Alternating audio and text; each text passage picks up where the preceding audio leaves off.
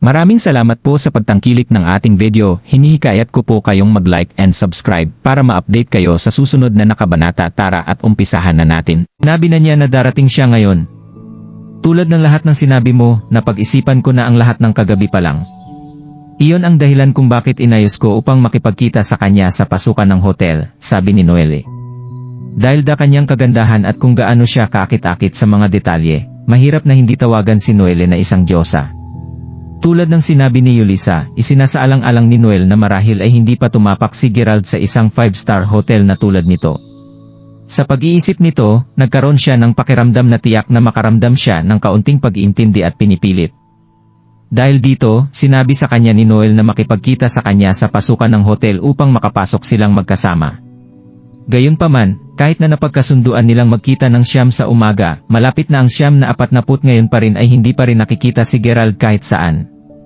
Sa katunayan, hindi pa niya nabasa ang alinman sa mga mensahe ni Noelle sa WhatsApp. Dahil sa lahat, hindi talaga makakatulong si Noelle, ngunit magtaka kung hindi ba talaga darating si Gerald. Naalala niya rin na binabanggit niya na maghanda siya ng isang espesyal na regalo para sa kanyang kaibigan. Sino ang kaibigan na iyon? Maari ba itong isang batang babae na malapit sa kanya? Maari bang gusto ni Gerald ang ibang tao kaysa sa kanya? Kung si Gerald ay naging isang ordinaryong tao lamang, hindi niya ito maabala tungkol sa katotohanan iyon. Gayunpaman, si Gerald ay hindi ordinaryong tao. Mayroon siyang maraming mga positibong puntos. Para sa isa, ang kanyang pinakadakilang pagiging kung gaano siya kalakas at husay. Kasalukuyan din siyang bayani sa isipan ng maraming tao. Sa madaling salita, siya ay isang natatanging tao. Ito ay dahil dito hindi makakatulong si Noelle, ngunit makaramdam ng kaunting pagkagulat sa tuwing naisip niya kung tunay na nagustuhan siya ni Gerald o hindi. Ito ay hindi anumang bagay sa karaniwan para sa mga batang babae na isipin, lalo na ang mga magagandang. Ito ay isang bagay na nangyari at ganap na naiintindihan. Sa sandaling iyon, dumating sina Preston, Gracie, at mga kasama sa silid ni Yulisa sa pasukan ng hotel. Noelle? Nandyan ka lang pala. Lubhang nasisiyahan ako sa paghihintay mo sa mahabang panahon. Pumasok ako sa espesyal na daanan ng VIP kanina. Mas maaga nang siya ay ilang segundo mula sa pagdating sa pasukan ng hotel, nakita na ni Preston kung gaano kasabik ang pagtingin ni Noelle sa magkabilang panig ng isang kalye. Naaalala kung paano niya tinanggihan siya kahapon at inihambing ito sa kung paano siya ngayon, agad na nakaramdam si Preston ng isang kasiyahan. Kasunod nito, ngumiti si Gracie bago sabihin, alam mo ba na nagdala si Preston ng isang regalo sa karawan para sa iyo, Noelle? Gayon din, habang pinaplano ko lang natawagan ka sa telepono ng mas maaga, patuloy na iginiit ni Preston na bumaba siya upang personal na hanapin ka. Oh! Salamat, Preston! Anuman, ikaw at si nanay ay maaaring bumalik sa itaas ngayon, sagot ni Noelle habang ngumiti siya saglit sa Preston. Nang marinig iyon, agad na namutla ang mukha ni Preston. Kahit na si Gracie ay bahagyang nahuli. Isang bagay ay hindi tama sa kanyang anak na babae. Kung hindi pa siya naghihintay para sa Preston sa buong oras na ito. Tulad ng kanyang sarili na nagsimulang isipin ang parehong bagay na si Gracie ay nagtanong sa isang medyo walang tiyaga na tono. Noelle, sino ba talaga ang hinihintay mo? Naghihintay lang ako sa aking kaibigan. Nagtataka ako kung bakit wala pa siya rito, sagot ni Noelle nang hindi isinasaalang-alang ang kanyang mga salita ng labis. Isang kaibigan. Noelle, siya ba o siya? Tinanong ulit si Gracie. Sa halip na sumagot, gayunpaman, si Noelle ay naglalakad pa sa labas ng kalsada upang makita kung bakit hindi pa dumating si Gerald. Nang makita iyon, pagkatapos ay lumingon si Gracie kay Yulisa bago magtanong, Yulisa, na eksaktong pareho kayong naghihintay. Kasama nito, sinimulan ni Yulisa na sabihin ang lahat sa kanya, simula sa hiniling niya kay Gerald para sa kanyang tulong na kumuha ng ilang mga larawan para sa kanila. Matapos marinig ang lahat ng nangyari, sa wakas na intindihan ni Gracie na ang taong hinihintay ng kanyang anak na babae ay ilan lamang sa mahirap na tao. Si Preston na nakikinig kay Yulisa habang ipinaliwanag niya, ay napakita ang kanyang sarili sa isang malalim na paghinga, ang kanyang manipis na paninibugo na maliwanag sa kanyang mukha. Napansin ang pagbabago ng ekspresyon sa kanyang muka, agad na sinimulan din ni Gracie ang paggrit ng kanyang mga ngipin. At narito na iniisip niya na mas kilala ang kanyang anak na babae. Hindi ba niya malalaman na ang paraan ni Preston ay mas mahalaga kaysa kay Gerald sa mga tuntunin ng paglutas ng kasalukuyang problema ng kanilang pamilya? Sa galit, si Gracie ay agad na lumakad papunta kay Noelle na binabastos siya. Paglipat pabalik kay Gerald, matapos matanggap ang paanyaya ni Noelle kagabi, malaki ang kahalagahan niya sa kaganapan. Dahil dito, handa siyang magtungo sa piging mula pa noong umaga. Sa pamagitan ng kanyang mga pagtatantya noon, dapat na siya ay dumating sa kanyang sasakyan, bago pa man dumating ang 8:30. Sa halip na magmaneho ng isang luho o sports car, gayunpaman, pinili ni Gerald na magmaneho ng isang ordinaryong. Ito ay dahil matapos na malutas ang kanyang hindi pagkakaunawaan kay Noelle, napagtanto niya na hindi niya kailangang gumamit ng pera o anumang interes upang mabuo ang kanilang relasyon. Ang kailangan lang niyang gawin ay dumalo sa kanyang piging sa kaarawan at ipakita sa kanya ang isang regalo na inihanda niya ng mabuti. Kapag tapos na, lahat ng iba pa ay dumadaloy ng maayos. Medyo personal, naramdaman mismo ni Gerald na sa halip ay naiinis na magmaneho ng isang marangyang kotse, upang ipakita lamang ang kanyang kayamanan. Hindi lang katulad ni Condry si Noel. Napansin ni Gerald na may kaunting interes si Noel sa kayamanan, kahit na ikumpara siya kay Condry na hindi talaga nagmamalasakit sa pera. Sa pag-iisip nito, natakot si Gerald na sa sandaling nalaman niyang mayaman siya, hindi na magiging tapat ang kanyang damdamin. Kung mangyari iyon, kahit na matagumpay niyang makuha ang nakapagpapalakas na dugo mula sa kanya, magiging ganap na walang silbi sa kanya. Iyon ang dahilan kung bakit siya napigilan mula sa pagmamaneho ng isang marangyang kotse sa ngayon. Kahit si Aiden ay sinabi na hindi na kailangan para sa kanya na ipakita sa kanya ang kanyang mga financial resources. Dahil dito, ang kotse na si Gerald ay nagmamaneho ngayon ay isang ordinaryong lamang na nagkakahalaga ng halos 10,000 dolyar. Sa kasamaang palad, hindi niya talaga inaasahan na mayroong trapiko sa umaga. Habang nagmamaneho ng dahan-dahan, ang kotse sa harap ni Gerald ay biglang tumama sa preno. Nang makita iyon, agad na pinigilan ni Gerald ang kanyang sasakyan. Habang nagawa niyang iwasan ang paghagupit sa kotse sa harap niya, ang tunog ng isang bagay na nag-crash sa lalong madaling panahon ay sumunod mula sa likuran niya habang ang kotse ni Gerald ay tumba ng bahagya. Halata na kung sino man ang nasa likuran niya, hindi nila sinasadyang tumapak sa akselerator sa halip ng mga preno. Alam na ang likod ng kanyang sasakyan ay nahit, agad na lumingon si Gerald upang makita ang isang medyo maganda ngunit kokwetish na batang babae na nakasuot ng isang sombrero at nagmamaneho ng isang Porsche sa likuran niya. Hindi lamang siya natigil sa isang trapiko, ngunit ngayon nasira rin ang kanyang sasakyan. Paano hindi mabigo si Gerald? Para bang hindi sapat iyon, ang babae, na naninigarilyo din ng isang sigarilyo, pagkatapos ay lumabas mula sa kanyang sasakyan, ang kanyang handbag sa kamay, bago lumakad sa Gerald at sumigaw, "Ikaw bastard. Huwag mong buksan ang iyong mga mata kapag nagmamaneho ka. Paano mo mapigilan ang iyong sasakyan na ganyan? Humingi ako ng tawad. Malinaw na kasalanan mo ang pagbanging sa aking kotse," Auntie, retorted Gerald, tunay na pagkawala ng mga salita bago ang hindi makatuwirang babaeng ito. Ang pangalawang narinig niya na tinutukoy niya ang kanyang auntie, ang babae ay agad na nag-recoiled sa pagkabigla. Pagkalipas ng isang segundo, ang kanyang buong katawan ay nagsimulang umiwas habang ang kanyang ekspresyon ay naging sobrang pangit. "Ikaw, gaano ka katapang tumawag sa akin ng isang tiyahin? Kumilos ng lahat ng mapagmataas sa harap ko. Nakita ko na ang maraming mahihirap na tao na katulad mo. Tingnan lamang ang iyong sariling kotse pagkatapos ihambing ito sa minahan. Babalaan kita ngayon, mas mahusay kang maging matalino at mabayaran ako sa pinsala. Kung hindi, tinawag ko agad ang aking asawa upang makitungo sa iyo," nilamon ang babae sa galit. Naririnig iyon, maaari lamang iling ni Gerald ang kanyang ulo ng isang malambing na ngiti. Dahil mabigat ang trapiko na ang mga kotse, literal na hindi na gumagalaw pa, marami sa mga taong nakulong doon, ay nagsimulang lumusot sa kanilang mga bintana ng kotse upang mapanood ang kapanapanabik na palabas. Habang pinupuno ng hangin ang mga tunog ng mga sungay ng kotse, tiningnan ni Gerald ang fuming na babae.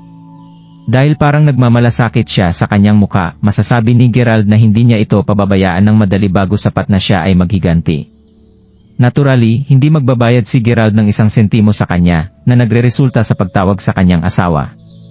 Hindi nagtagal bago sumakay ang kanyang asawa sa isang malaking Hummer. Ang pangalawang dumating siya, agad siyang sumakay sa bangketa patungo kay Gerald at sa kanyang asawa. Ang pagdidikit sa likuran niya ay maraming mga malaki at matibay na lalaki, bawat isa sa kanila ay may suot na gintong kadena sa kanilang mga leg.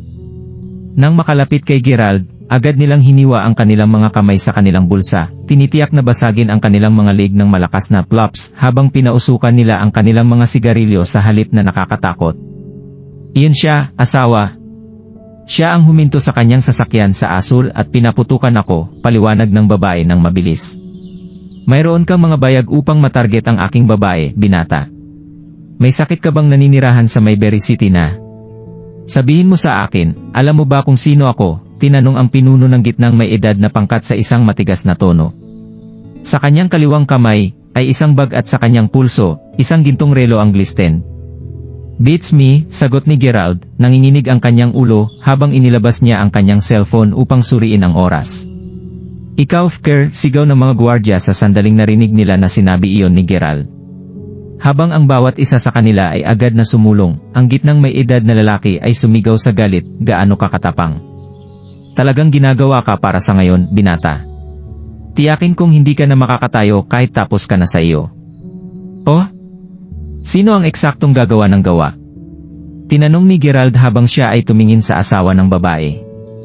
Ako, syempre, umungol sa gitnang may edad na tugon.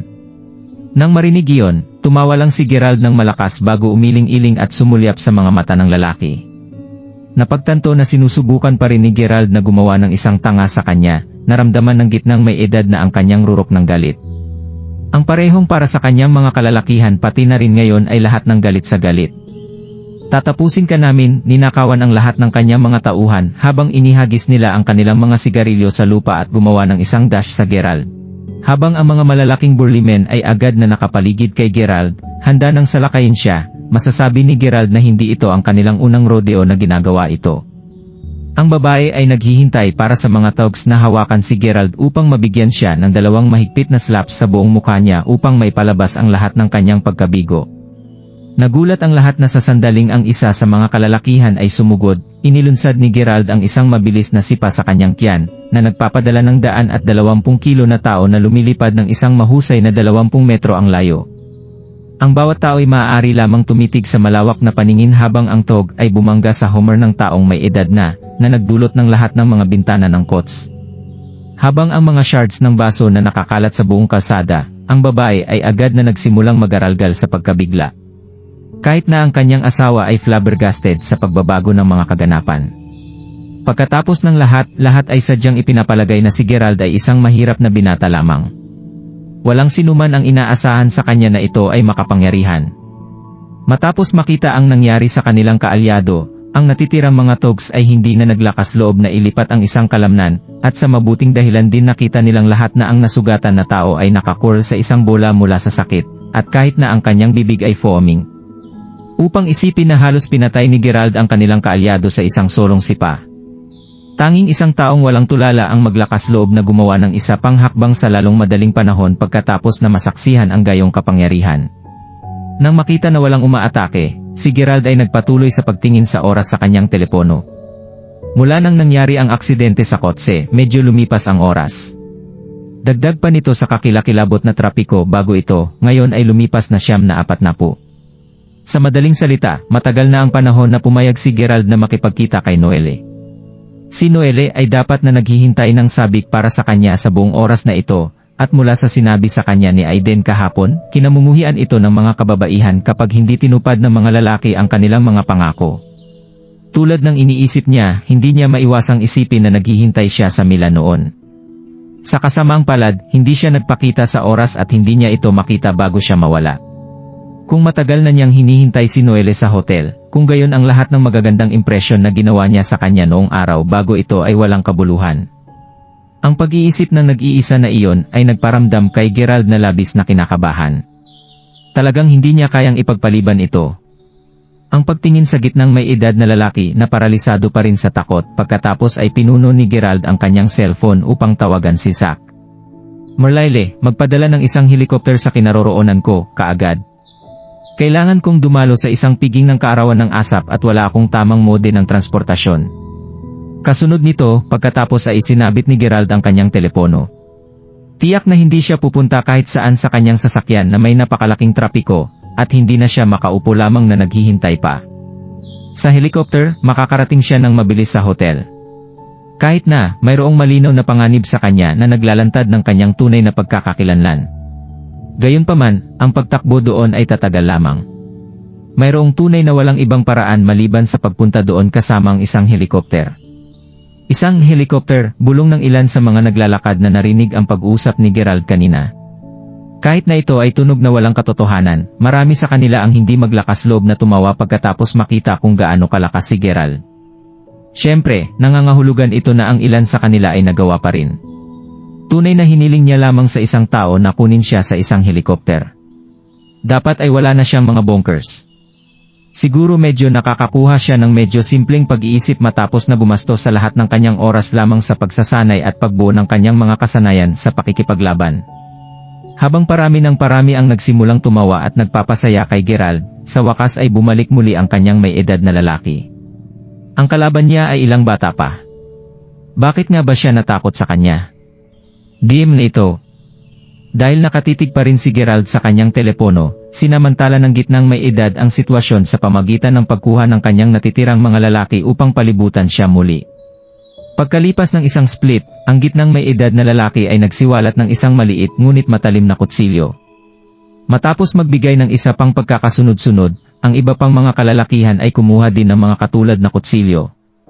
Sa kanilang lahat na handa upang ilunsad ang kanilang pag-atake kay Gerald, ang galit na nasa gitnang may edad na ay malapit na lamang silang mag-atake ng biglang, isang tunog ng tunog na nagsimulang punan ang hangin.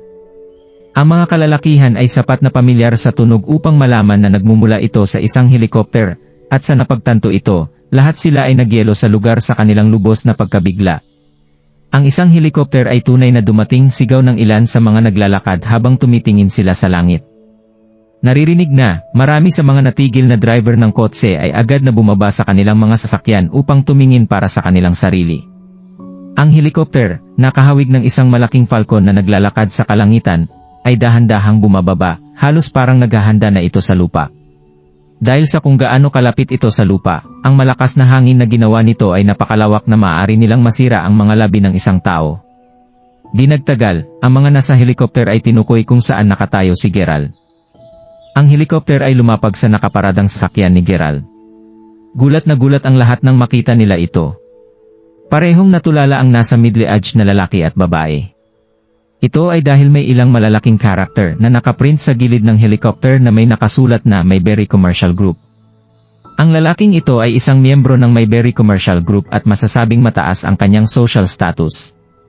Nang ina, totoong nakakatakot ito. Basang-basa ng pawis ang middle-aged na lalaki. Mark Crawford. Bumaba mula sa helicopter ang isang binata habang magalang niyang pinalayo ang mga taong nakapaligid sa kanya. Ma'am, pakibalik na lang ang kotse para sa akin. Gusto ko rin tingnan mo ang background nitong mga lokong nasa tabi ko bago mo sila parusahan, bili ni Gerald habang nililigpit ang cellphone. Opo, Mark Crawford. Sagot ng binata habang tumatango.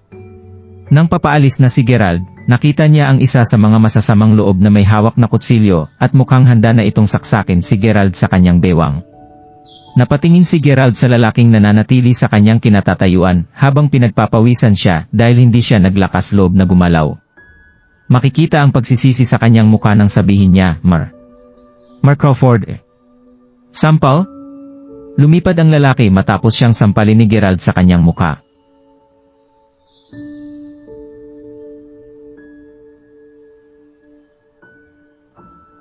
Ang laki mong tao, pero may dala kang maliit na kutsilyo. Sinong gusto mong takutin? Nanatiling tahimik si Gerald pagkatapos nito. Kailangan niyang ipaubaya ang lahat sa mga kamay ng kanyang mga tauhan ngayon. Pumasok si Gerald sa crowd ng mga tao bago lumipad ang helicopter. Ang mga dumaraan ay umiiyak at nanginginig sa sobrang gulat. Masyadong hindi kapanipaniwala ang eksenang ito. Pagkatapos nito ay ginabayan ni Gerald ang helicopter habang hindi na siya nakakatagpo ng anumang sagabal sa kanyang daan. Ilang sandali pa, nakarating siya sa Longthorn International Hotel. Gayunpaman, hindi ipinarada ni Gerald ang kanyang helicopter sa ibaba para makuha nito ang atensyon ng lahat. Sa halip, dire-diretso lang siyang pumarada sa tuktok ng hotel. Pagkatapos nito, nagmamadali siyang bumaba sa hagdanan. Matapos tawagan si Noelle, napagtanto ni Gerald na naghihintay pa rin si Noelle sa entrance ng hotel. Gerald, bakit ka lumabas mula sa loob ng hotel? Nagulat si Noelle nang makita niya si Gerald na tumatakbo palabas ng hotel. Oh? Galing ako sa back door. Agad na ipinaliwanag ni Gerald. Naintindihan agad ito ni Noelle. Naisip siya na nahihiya si Gerald dahil maraming magnet na papasok at lalabas sa entrance ng hotel. Siguro iyon ang dahilan kung bakit pinili niyang pumasok sa back door. Siya ba ang hinihintay mo? Makikita ang pag-aalala sa mukha ni Gracie nang makita niya ang itsura ni Gerald. Hindi pa siya tapos sa pagsasaway sa kanyang anak. Base sa kanya, hindi importante kung nailigtas ng lalaking ito ang kanyang anak na babae o hindi. Ano naman kung niligtas niya si Noelle? Para sa kanya, kailangang maghintay ni Gerald hanggang sa malutas niya ang kanilang family crisis bago siya bigyan ng pera para sa pagligtas sa kanyang anak. Naramdaman ni Gracie na hindi dapat maging utang ni Noelle ang ganitong uri ng pagmamahal. Ano ang ibig niyang sabihin sa pag-imbita kay Gerald sa selebrasyon ng kanyang birthday? Lalong nagselos si Preston nang makita niya si Gerald. Ang taong hinihintay ni Noelle ay ang lalaking ito. Hindi lang pala si Preston ang inimbitahan ni Noelle sa kanyang birthday party, kundi inimbitahan din niya ang lalaking ito. Dahil dito, agad na tinuring ni Preston si Gerald bilang kanyang love rival. Hindi mapanatag ang kanyang isip nang mapagtanto niya na kanina pa inaabangan ni Noelle ang pagdating ni Gerald. Kung tutuusin, si Preston mismo ay isang napakayaman at bukod-tangi na tao, ngunit mukhang walang pakialam sa bagay na iyon si Noelle. Buti naman at nandito ka. Halos 10 o'clock na ngayon. Kailangan na nating magmadali at pumasok. Sabi ni Noelle bago siya bahagyang ngumiti habang nakatingin siya kay Gerald. Sino ang pinapapasok mo dito? Pinapapasok mo rin siya. Noelle, ginagamit mo ba yung utak mo? Hindi napigilan ni Gracie na sawayin si Noelle. Hindi ba sinasadya ni Noelle na asarin si Preston dahil sa ginagawa niyang ito? Paano kung nagalit ng sobra si Preston dahil sa pangyayaring ito at naisipan niyang iwan si Noelle? Sa pagkakataong iyon, napalampas ng pamilyang Shadwell ang isang magandang pagkakataon para mabigyan ng solusyon ang kanilang pamilya. Gayunpaman, pinangunahan na ni Noelle si Gerald sa hotel sa oras na ito. Nagmamadali silang hinabol ni Gracie. Sa huli, si Preston na lang ang naiwan sa labas na may bakas ng galit at hinanakit sa kanyang mukha. Bata! Talagang nagtagumpay ka dahil tinatrato ka ni Noelle ngayon na parang isang bida. Mahigit kalahating taon ko na siyang nililigawan at hindi niya ako binigyan ng tamang atensyon na nararapat para sa akin. 2 araw pa lang kayong magkakilala tapos ganyan na. Naramdaman ni Preston ang kahihiyan na bumabalot sa kanyang buong katawan. Galit na galit siya bago niya kinuha ang kanyang cellphone para tumawag. Nag-iba ang atmosphere sa birthday banquet ni Noelle nang dumating si Gerald. Lalo na ito para kay Gracie. Nararamdaman niya ang lahat ng kanyang menopausal symptoms sa 30 years ng kanyang buhay ay nagkaroon ng outbreak sa sandaling ito. Masasabi ng kahit sinuman na may kakaibang relasyon ang kanyang anak na si Noelle sa lalaking ito. Bilang isang taong naranasan na ang lahat sa buhay na ito, masasabi ni Gracie na interesado ang kanyang anak sa binatang ito. Sa kasamaang palad, walang pakiramdam si Noelle para kay Preston. Kung hahayaan ni Gracie na magpatuloy pa ito, paniguradong magiging mas mahirap para sa kanya kung masasaktan ang loob ni Preston. Sa ilalim ng ganoong sitwasyon, hindi pwedeng hayaan ni Gracie na lumipas lamang ito nang hindi gumagawa ng solusyon bilang isang ina. Hindi niya kayang ipagpatuloy na panoorin ang kanyang anak na patuloy ang paglalakad sa isang bangin. Kaya totoo na masama ang loob ni Gracie dahil nandoon si Gerald sa birthday banquet. Nandito na po ang Wagyu steak. Sa oras na ito, nakahain na ang mga ulam ng mga bisita. Dinala din ng waiter sa loob ng venue ang main dish na siyang highlight sa birthday banquet ngayong araw. Pagkatapos nito, sumunod na rin ang manager sa waiter papasok sa kwarto. Ang manager ay isang middle-aged na lalaki. Upang ipakita ang kanyang paggalang kay Preston, naisipan niyang pumunta dito ng personal para ihain ang pagkain at ipaliwanag ito ng detalyado sa kanila. Mapapansin na binibigyang importansya sa celebration na ito ang pamilyang Shadwell. Naramdaman ni Gracie na ipinagmamalaki siya ngayon. Marami na ring restaurant sa Mayberry City ang nakainan ni Gerald noon.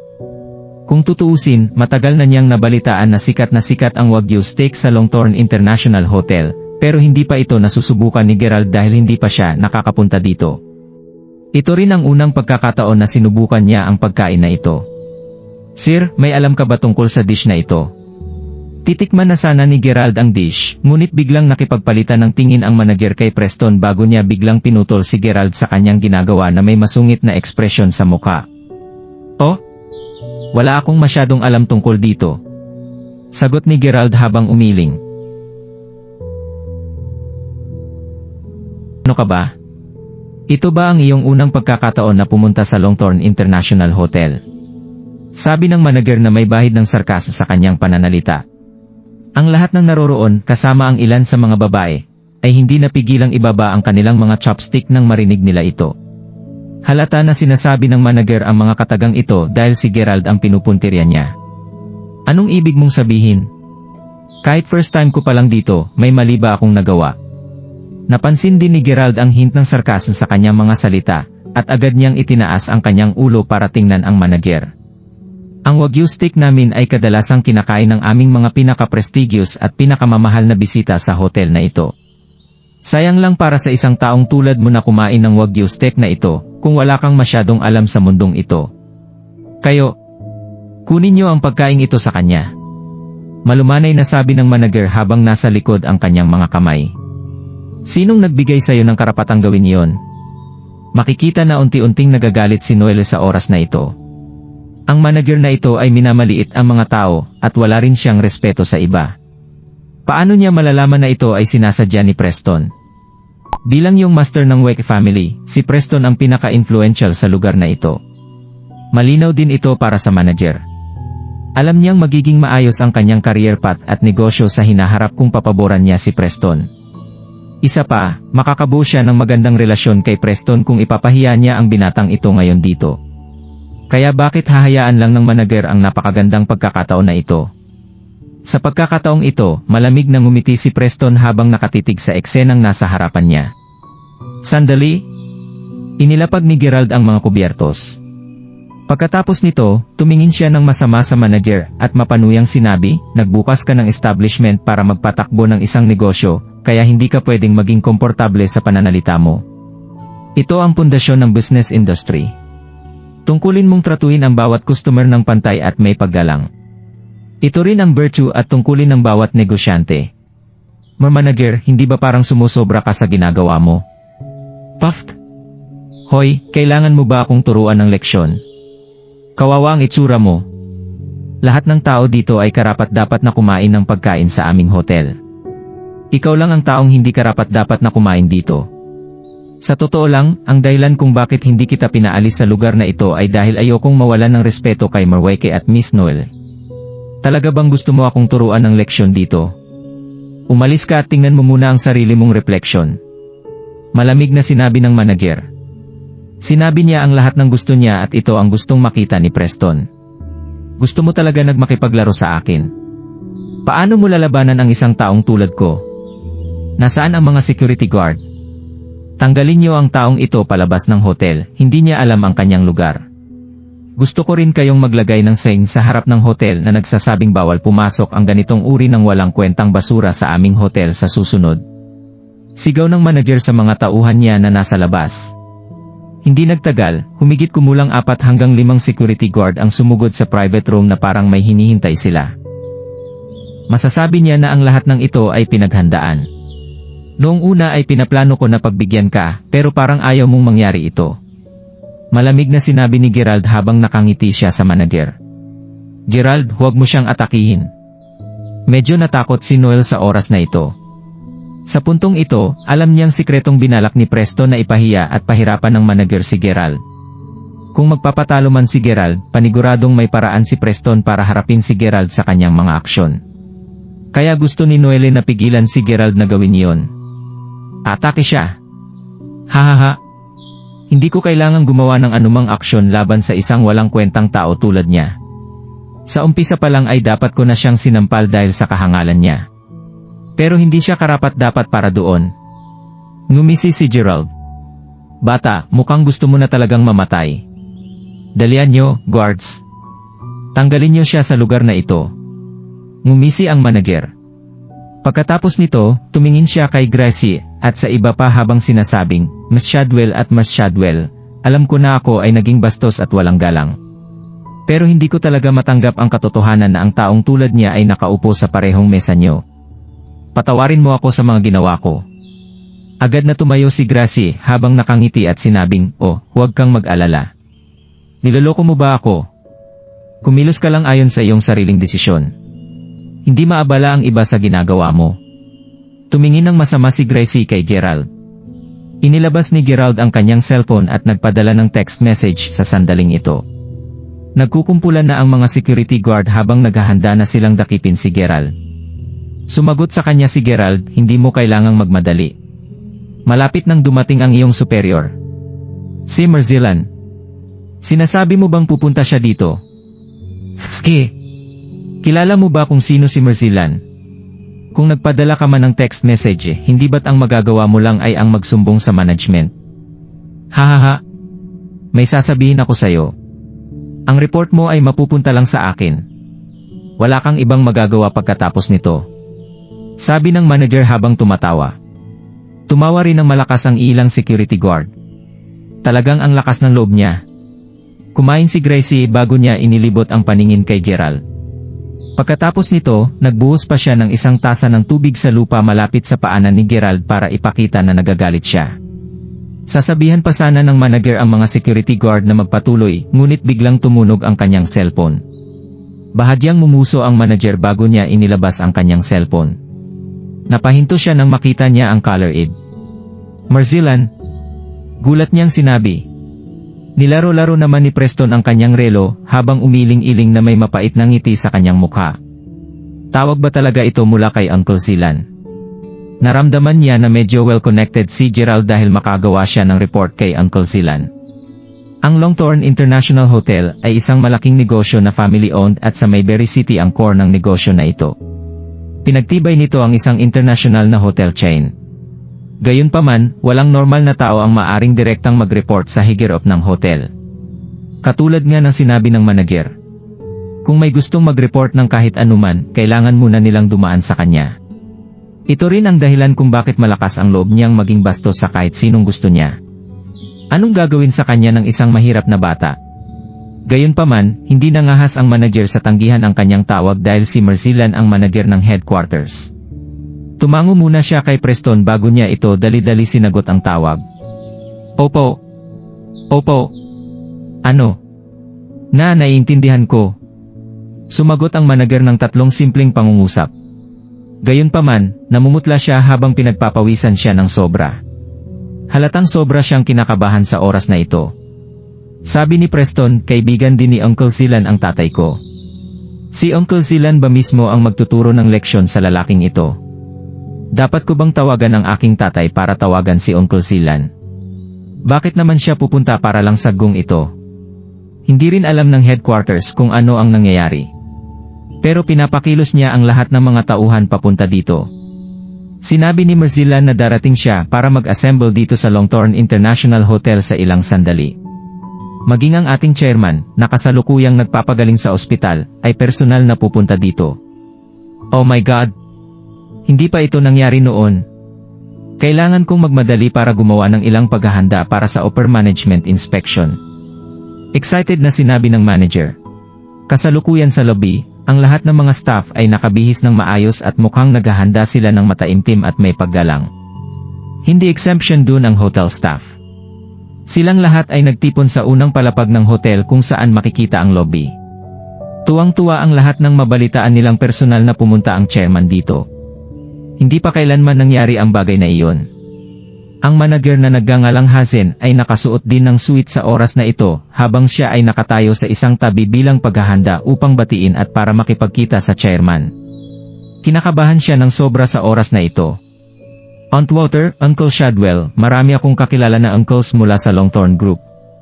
Papunta na sila dito kaya gusto kong bumaba at batiin sila. Kung hindi, baka akalain nilang hindi ko sila nirerespeto kung hindi ako bababa para batiin sila." Sa oras na ito, ibinaba ni Preston ang baso ng alak sa kanyang kamay at nagsalita habang nakatingin kay Gracie sa loob ng private room. "O naman, marami ka sigurong kilala na makapangyarihan at matatalinong mga tao. Ang Longthorn Group ay isang public listed company. Natural lang na pumunta ka sa kanila at batiin sila dahil nandito ang kanilang upper management para bumisita. Siya nga pala, Preston, ang pinakamalaking negosyo ng pamilya Shadwell ay isang boutique fast food restaurant chain. Totoo na hindi ito may kukumpara sa Longthorn International Hotel, pero isa pa rin itong catering industry. Iniisip ko kung kaya mo kaming banggitin kay Merzilan mamaya. Mas mabuti kung maibigay mo sa kanya ang business card natin, nahihiyang sinabi ni Gracie. Walang problema, Aunt Water. Kahit na hindi ko personal na kilala si Chairman Hayes Wader mula sa Longthorn Group, medyo kilala ko naman si Merzilan. Sabi ni Preston habang iniunat ang kanyang kamay para ipakita ang gintong relo sa kanyang kamay. Pagkatapos nito ay kinuha niya ang kanyang wallet at agad na tumayo. Oo. Tama. Maganda kung makipagpalitan tayo ng business card kay Merzilan. Magiging maganda rin kung ipapakita natin ang sarili natin sa kanya. Tara? Nagtawanan si Third Aunt at ang iba pa. Pagkatapos nito ay tumayo na sila at naglakad papunta sa pinto. Sa oras na ito, maraming malalaki at maliliit na sasakyan ang nagkukumpulan sa labas ng entrance ng hotel. Lahat ng mga senior executive at upper management personnel ay nakarating na at hindi importante kung ito man ay ang Human Resources Department o ang Finance Department. Nandito sila bilang mga senior officer. Inalalayan ng lahat ang isang matandang nasa 70s at nanginginig pa ito habang naglalakad. Chairman Wader. Nagtatakang sinabi ni Meriandre habang nakaluhod. Si Chairman Wader ay nanginginig habang nagmamadali siyang kausapin ang kanyang personal assistant, Bilis. Pumunta kayo sa room 602. Sa oras na ito, si Merzilan ay napakaputla habang tinutulungan ang chairman na umakyat sa itaas. Biglang napagtanto ni Meriandre na hindi sila pumunta dito para sa isang inspection. Sa halip mukhang nandito sila para harapin ang isang tao. Ano ba talaga ang nangyayari? Room 602. Hindi ba't kwarto iyon ni Young Master Preston? Papasok pa lang sa elevator ang pamilyang Shadwell sa elevator nang bigla nilang nakasalubong si Chairman Wader. Yuyuko na sana si Gracie bilang paggalang sa chairman, ngunit hindi man lang siya pinansin ng chairman. Nagtaka ang lahat nang makita nila na si Chairman Wader ay dumiretso sa kanilang private room sa tulong ng kanyang assistant.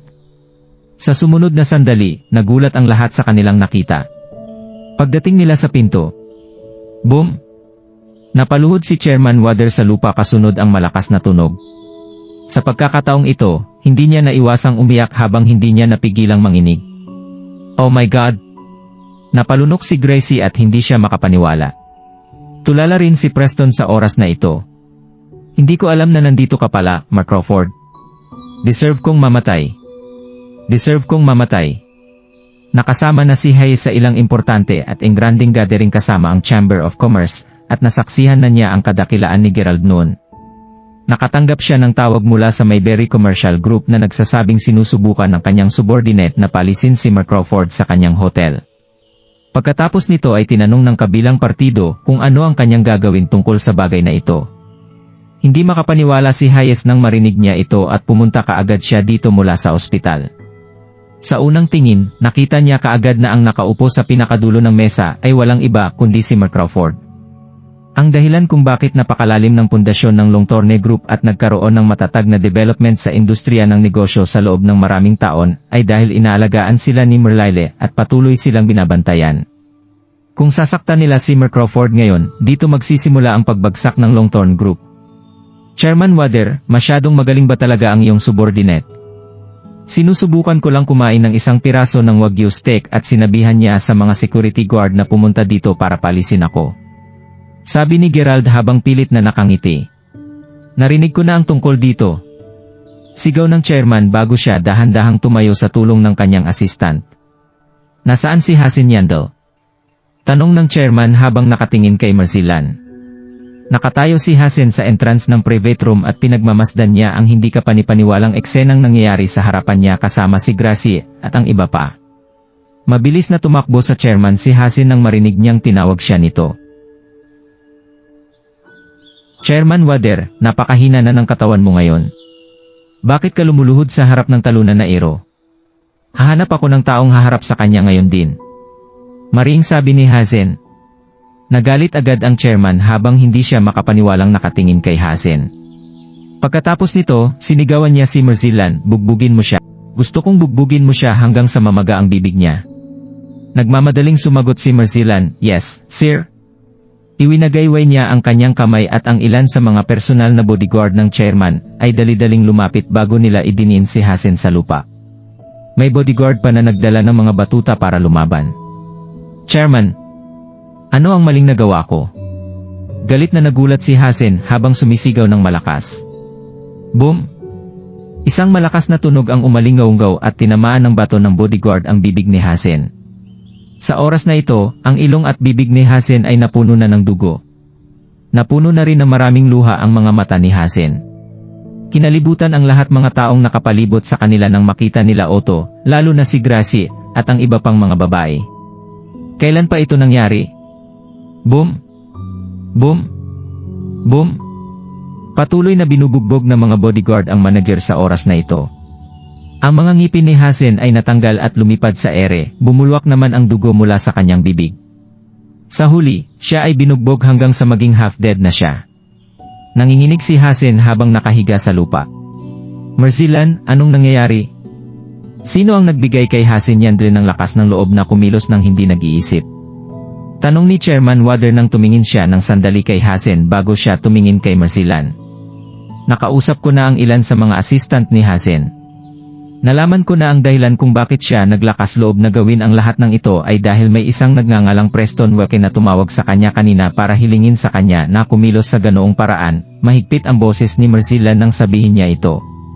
Kilala niya kung sino si Preston at kilala rin niya ang ama ni Preston. Gayunpaman, dito na nagtatapon ang kapangyarihan ng pamilyang Wake. Kaya naman, gusto na ni Merzilan na putulin ang relasyon niya sa kanila.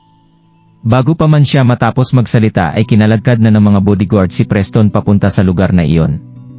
"Merzilan, anong ginagawa mo?" "Ang tatay ko ay..." "Sampal?" Bago pa man niya matapos ang kanyang pangungusap, nakatanggap si Preston ng isang mahigpit na sampal sa kanyang muka. "Talagang gumawa ka ng gulo dito sa Longthorn International Hotel. Hindi ko kayang palipasin lang ito. Ipagpatuloy mo ang pagsampal sa kanya." Sumigaw ng malakas si Chairman Wader. "Ano?" Nagulat si Preston. Lumapit ang mga bodyguard para gawin ang sinabi sa kanila. Sa oras na ito, si Gracie at ang iba pa ay natulala.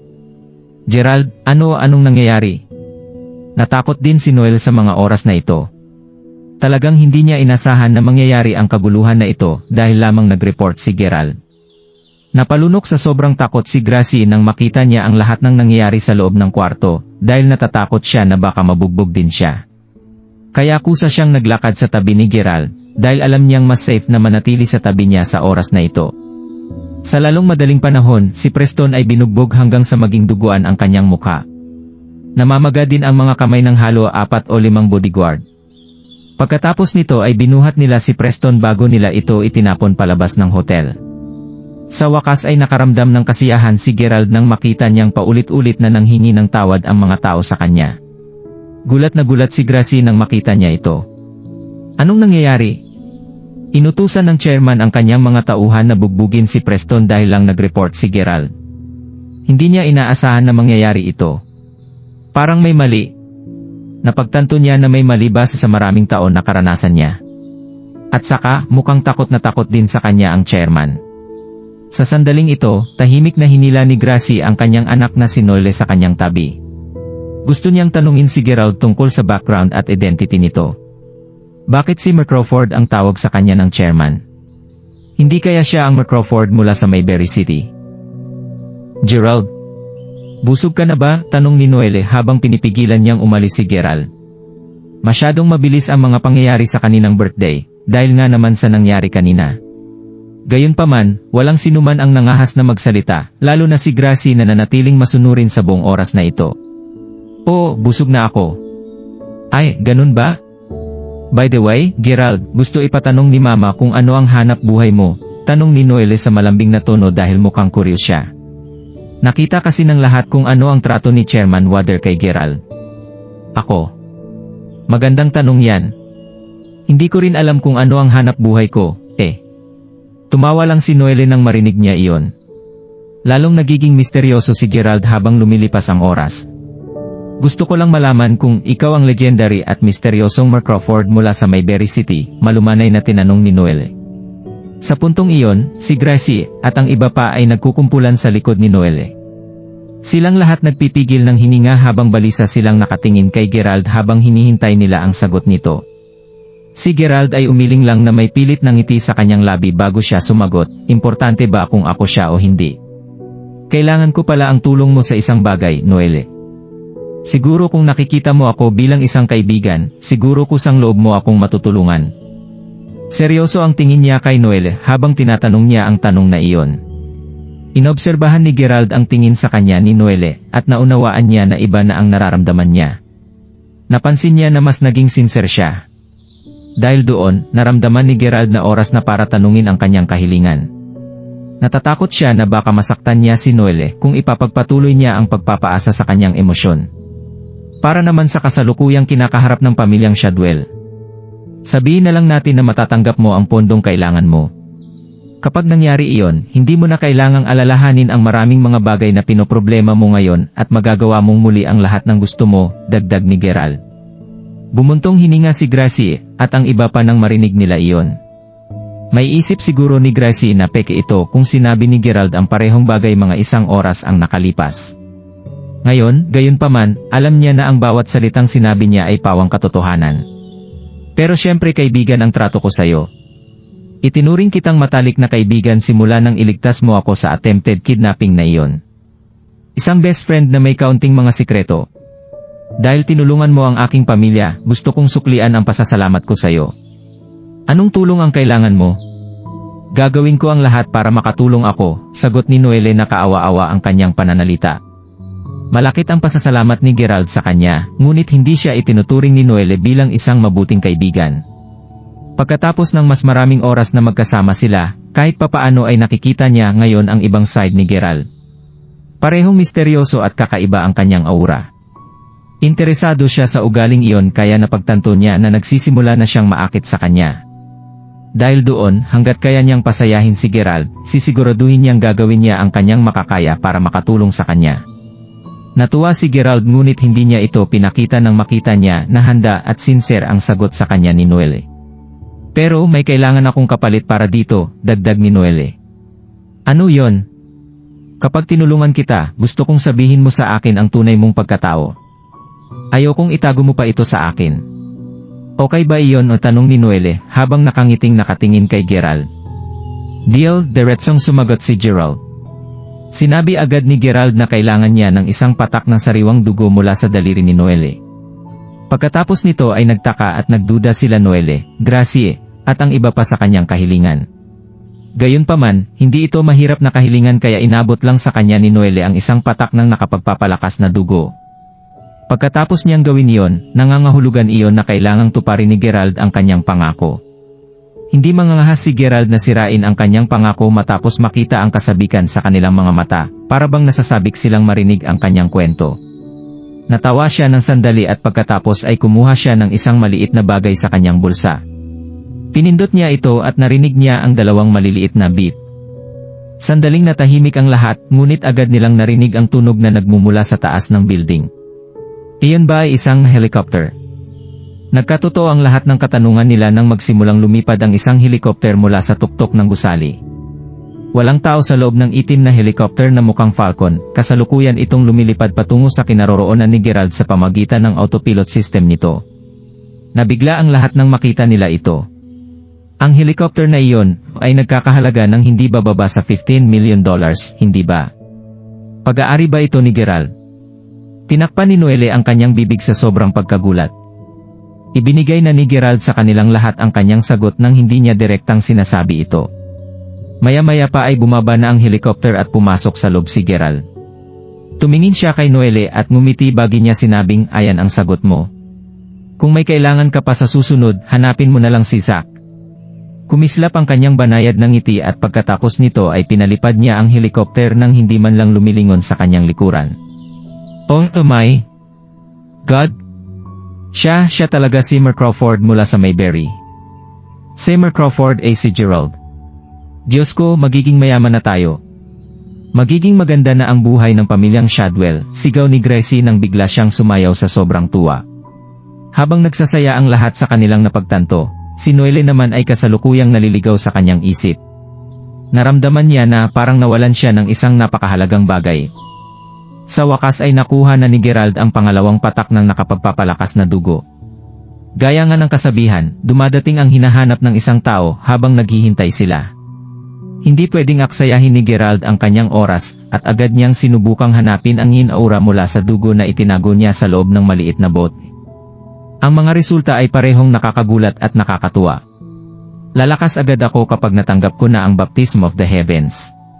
Sa madaling salita, hindi na ako magiging mas mahina kay Quina. Malapit nang magsimula ang Pledge of the Holy Water. Kamusta kaya si Lolo at ang iba pang mga Great Masters ngayon? Hinahanap pa kaya nila kung saan nakalagay ang Pledge of the Holy Water? Hindi nag-aalala si Gerald kahit na curious siya kung ano ang kalagayan ng kanyang lolo. Kung tutuusin, naroon din si Christopher at ang matandang iyon ay sumailalim sa napakalaking pagsasanay at masasabi ni Gerald na siya ay isang makapangyarihang tao, gayon din sa iba pang Great Masters. Gayunpaman, kontrolado na ito ni Gerald at iniwan niya ang issue tungkol kay Christopher sa pangangalaga ng kanyang lolo. Dahil doon, napilitan si Christopher na tulungan ang lolo ni Gerald kahit na ayaw niya itong gawin. Ang tanging bagay na natitira para kay Gerald ay ang tumakas sa kanyang kasalukuyang predestined relationship at hanapin ang babaeng nakaputi. Pag wala na si Quina, sana mahanap ko na ang babaeng nakaputi nang hindi na ako nahihirapan. Ang misteryo sa likod ng Sun Ligi ay konektado sa babaeng nakaputi at base sa progress ko ngayon, siguradong unti-unti na akong nalalapit sa katotohanan, naisip ni Gerald sa kanyang sarili. Habang nasa langit na ang kanyang helicopter, winisikan ni Gerald ng dugo ang Jade Charm na hawak niya. Pagkatapos nito ay naramdaman niyang sinusubukan ng Jade Charm na hanapin ang bato. Pinakalma na ni Gerald ang kanyang sarili dahil umaasa siyang matutuklasan niya ang circumsit na bato para sa kanyang sarili. Hindi nagtagal ay nakarinig si Gerald ng mahinang dagundong. Ang kakaibang dagundong ay tila hindi nagmumula sa labas. Sa halip, naririnig ito ni Gerald mula sa kaibuturan ng kanyang puso. Habang patuloy na umaalinggaw-ngaw ang tunog sa kanyang isipan, naramdaman ni Gerald na sumusunod ang kanyang katawan sa tunog nito. Parang nakikipag-interact ang katawan niya sa paligid.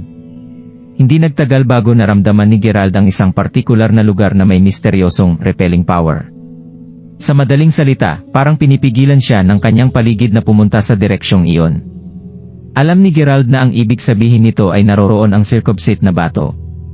Ang circumsite ay puno ng yang energy. Natural lamang para sa dugong puno ng yin na itaboy ito. Tuwang-tuwa si Gerald na napasigaw siya, nahanap na rin kita. Hindi niya ito masyadong inisip nang nagsimulang lumipad ang helicopter patungo sa direksyong iyon. Habang nasa kalagitnaan siya, napagtanto niya na patungo na pala siya sa tuktok ng bundok. Gulat na bumulong si Gerald sa kanyang sarili. Teka lang, pupunta ba ako ngayon sa Mountain Top Villa? Nakabaon ba ang bato sa pinakaloob na bahagi ng Mountain Top? Bumaba siya sa kanyang helicopter nang makarating siya sa tuktok ng bundok. Sobrang lakas ng reaksyon ng puso niya habang nakatayo siya dito, at ito ang naging kumpirmasyon na kailangan niya para malaman na ito ang lugar na hinahanap niya. Pagtapak niya sa lugar na iyon, nagsimulang manginig ang buong bundok at ang ilang mga halamang tumutubo doon ay mabilis ding nalalanta. Hula ni Gerald na natuyo ang mga halaman dahil sa biglaang paglabas ng yang energy. Natuwa siya na sa awakas ay nahanap na niya ang bato, ngunit agad na pinigilan ni Gerald ang kanyang kagalakan at tinawagan niya si Zack. Sinabi na niya kay Zack ang mga dapat gawin kapag nakita na niya ang hinahanap niya. Dahil doon, nagsimula agad ang kanyang project nang matanggap ni Zack ang tawag. Si Zack ay kumuha na ng isang engineering team na binubuo ng ilang libong tao, at nagsimula agad silang magtrabaho sa sandaling inutos ito ni Zack. Ang team ay magtatrabaho ng walang tigil sa loob ng 24 hours hanggang sa makapasok sila sa ibabaw ng bundok at makuha ang kailangan ni Crawford. Hindi nagtagal, dumating ang ilang libong manggagawa at handa na sila para sa kanilang trabaho. Ang kanilang gawain ay ang maghukay sa loob ng bundok, kaya wala silang ibang mapagpipilian kundi ang unang gibain ang Mountain Top Villa. Siyempre, napansin ng mga tao kung ano ang nangyayari nang makita nila ang malaking operasyon. Dahil doon, nagsimulang kumalat ang balita tungkol dito sa internet na parang kumakalat na wildfire, at nagdulot ito ng mainit na talakayan sa mga mamayan ng Mayberry. Balak ba talaga nilang gibain ang Mountain Top Villa? Oo nga. Talagang gigibain nila ang villa na iyon na nagkakahalaga ng mahigit $120 million. Sobrang yaman naman nila. Nag-usap ang mga tagahanga ng building. Kahit pa kumalat sa internet ang tungkol dito, ang Administrative Department ng Mountain Top Villa ay parang hindi pa nakatanggap ng anumang balita tungkol sa demolisyon. Hindi kailanman sinabi ni Zack sa kanyang mga subordinates ang kanyang mga plano, lalo na't kapag naisipan niyang simulan ito. Kung tutuusin, sa tingin niya ay hindi na ito kinakailangan. Gayunpaman, kailangan niyang tandaan na ang Mountain Top Villa ay hindi isang ordinaryong tirahan para sa Administrative Department. Ito ay maingat na itinayo sa pinagsamang pagsisikap ng ilang mga engineers. Sa mga mula sa department na iyon, ito ay isang piraso ng sining. Sa kasalukuyan, patuloy na ginagawa ng mga manggagawa ang kanilang mga gawain, ngunit biglang may dumating na isang galit na babae at lumapit ito sa kanila bago siya sumigaw, "Teka lang. Sinong nagsabi sa inyong lahat na gibain ang lugar na ito? Hindi mo ba alam kung sino ang nagmamay-ari ng lugar na ito? Ang lakas ng loob niyong gawin ito. Mula kay Chairman Lyle ang order na ito at sinisiguro naming gagawin namin ito. Kung may problema ka, puntahan mo siya," ngumisi ang trabahador. Nagalit ang babae sa sagot ng trabahador, kaya agad siyang huminga ng malalim para pakalmahin ang kanyang nerbiyos. Itinaas niya ang kanyang ulo para tingnan ang mga manggagawa mula sa demolishing team na nasa mas mataas na bahagi ng bundo. Sumimangot ang babaeng nasa 27 years old bago siya umakyat doon. Sa sandaling dumating siya, nakarinig siya ng malakas na pagsabog at sinundan ito ng pagguho sa lupa ng isang pader mula sa Mountain Top Villa. Nahuli siya ng ilang segundo para tangkaing pigilan ang pangyayari na iyon. Nang malaman iyon, napakunot ang malungkot na babae sa lahat ng mga bastos na taong sinisira ang villa. Sa sandaling iyon, nasa garden ng Mountain Top Villa sina Zack at Gerald. Lumingon si Zack kay Gerald at ipinaliwanag niya, "Base sa aming computation, matatapos ang project sa loob ng 2 days and nights. Noted. Ipagpatuloy mo ang pagtatrabaho sa loob ng 2 araw na ito, Chairman Lyle. Siguraduhing bantayan ang paligid at kung may balita man, kontakin mo kaagad ako," sagot ni Gerald. "Okay, Mark Crawford." Pagkatapos ng sinabi ni Zack, isang bodyguard ang tumakbo at sinabing, "Mark Crawford. May babaeng nanggugulo doon." Sinabi niya na siya ay mula rin sa Mayberry Organization, at sinusubukan niyang hadlangan ang project. "Gusto namin siyang paalisin sa lugar na ito. Ano ang masasabi mo, Mark Crawford?" "Go pala yan. Bakit ang lakas ng loob ng taong iyon na pigilan si Mark Crawford na gawin ang gusto niya? Tanggalin ang taong iyon sa lugar na ito," angal ni Zack. "Rita daw ang pangalan niya. Sinabi niya sa amin na hanggat binabanggit namin ang kanyang pangalan, malalaman mo kung sino siya, Chairman Lyle," sagot ng guard. "Rita," sabi ni Zack at tulala siya nang lumingon siya para tingnan si Gerald. Si Rita ang second cousin ni Mila, itinuturing siyang nakatatandang kapatid na babae ni Mark Crawford. Dahil doon, agad namang nawala ang galit ni Zack. Si Gerald ay nabigla nang marinig ang pamilyar na pangalan na iyon. Kung tutuusin, ilang beses na niyang nakasama si Rita at alam niyang napakaganda ng relasyon nila ni Mila. Anong ginagawa ng second cousin ni Mila dito? Kahit na na-miss ni Gerald si Mila at ang kanyang sariling pamilya sa loob ng 2 taon, kahit papaano ay hindi niya makakalimutang alalahanin ang kalagayan ng pamilya ni Mila. Basta't may mahanap siyang paraan para mabayaran ang pamilya ni Mila, paniguradong gagawin niya ito nang walang pag-aalinlangan. Hanggang ngayon, siniguro ni Gerald na ang pamilyang Smith ay mabubuhay ng walang pag-aalala sa loob ng ilang henerasyon. Kahit papaano ay iyon ang tanging bagay na magagawa niya para sa kanila. 2 beses na siyang bumalik sa Mayberry sa loob ng 2 taon, ngunit hindi pa niya personal na binisita ang sinuman sa mga miyembro ng pamilya ni Mila. Mula nang mawala si Mila, nakaramdam siya ng matinding pagsisisi sa pamilyang Smith. Pinili ni Mila na makasama siya, ngunit sa huli, nawala siya sa balat ng lupa. Ano pa ba ang ibang ibig sabihin nito bukod sa hindi niya ito inalagaang mabuti? Hindi niya alam kung paano niya haharapin ang mga mula sa pamilyang Smith, kaya nakaramdam ng matinding takot si Gerald ngayong nandito si Rita. Sa sandaling iyon, binuksan ang mga pinto sa villa at pumasok ang ilang bodyguards habang hinihila nila si Rita. Hirap na hirap si Rita na makawala sa kanila habang sumisigaw siya ng, "Pakawalan mo ako. Pakawalan mo ako ngayon din." "Tumigil kayo," sigaw ni Gerald nang maglakad siya palapit sa kanila. "Gerald," gulat na sinabi ni Rita nang makita siya nito. Simula nang mawala ang kanyang pinsan, wala na siyang nakilala o narinig na balita tungkol kay Gerald. Mabilis na nawala sa kanyang pagkabigla nang maisip ni Rita, Gerald Crawford. Ang mayamang tagapagmana ng pamilyang Crawford na may walang katapusang kayamanan. Sa sobrang kapangyarihan, iniisip ko pa rin ang nangyari sa aking pinsan. Tita, hindi mo man lang kami kinausap mula noong araw na nawala siya.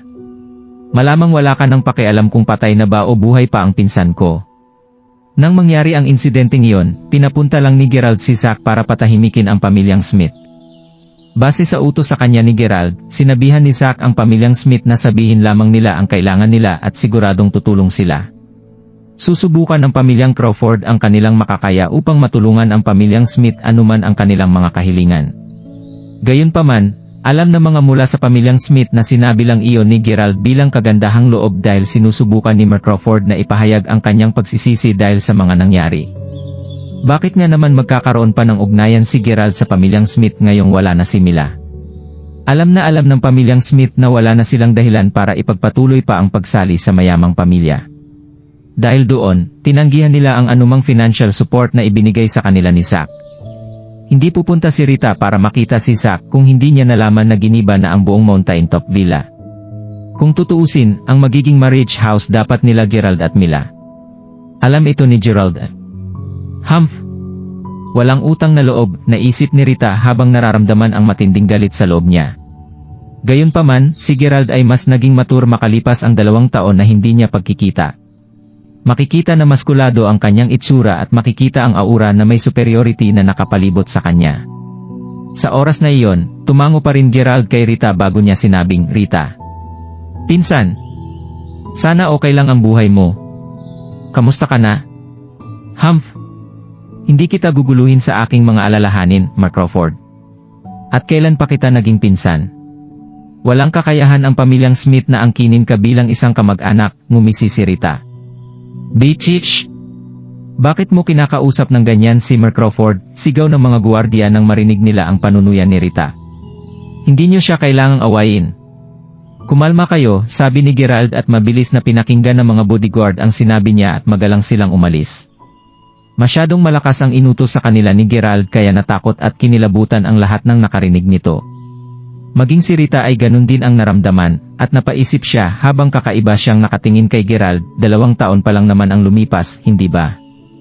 Paano siya nakaranas ng napakalaking pagbabago? Tama nga naman na maisip niyang kakaiba ang eksenang ito. Kung tutuusin, dati siyang duwag pero ngayon. Makinig ka, Rita, alam kong nagkaroon tayo ng misunderstanding at inaamin kong kasalanan ko ang pagkawala ni Mila dahil hindi ko siya inalagaan ng maayos. Dahil doon, responsibilidad kong hanapin siya muli. Sa tingin mo ba nakalimutan ko na si Mila? Tanong ni Gerald habang nakatingin sa mga mata ni Rita. Hindi ba? Tanong ni Rita sa kaswal na pamamaraan. Nang marinig iyon, maingat na kinuha ni Gerald ang isang maliit na sachet sa kanyang bulsa at napahinto si Rita nang makita niya ito. Ito ang handmade na regalo na ibinigay ni Mila kay Gerald noon. Noon lang siyang natutong manahi mula sa kanyang nanay, kaya ang sachet na ito ay hindi masyadong maayos ang pagkakagawa. Gayunpaman, naalala ni Rita na buong gabing pinaghirapan ni Mila na tahin ito. Kahit ang nakatagilid na pares ng mandarindok ay makikita pa rin sa sachet. Naalala ni Rita na tumawa siya noon nang mabalitaan niyang bibigyan ni Mila ang lalaking pinakamamahal niya ng poorly made na handcraft. Inakala niya noon na pipiliin ni Gerald na baliwalain ang kanyang kaawa-awang ginawa at tinanggap na lang ang sachet dahil wala siyang ibang pagpipilian. Gayunpaman, hindi niya inasahan na hawak pa rin ito ni Gerald hanggang ngayon. Hindi ko makakalimutan ang kahit pinakamaliit na detalye sa buhay ko, kaya makakasiguro kang hindi ko makakalimutan si Mila. Palagi ko siyang hinahanap sa loob ng 2 taon na at hanggat alam kong may pagkakataon na mahanap ko pa siya, handa akong pumunta sa pinakadulo ng mundo para lang makuha siya. Dahil doon, sana maniwala ka sa akin kapag sinabi kong na misunderstood mo ako, Rita. Kung nagustuhan mo ang mga ganitong video, huwag mong kalimutan mag-like and subscribe. Panoorin mo na rin ang mga naunang kabanata para lalong maubos ang oras mo.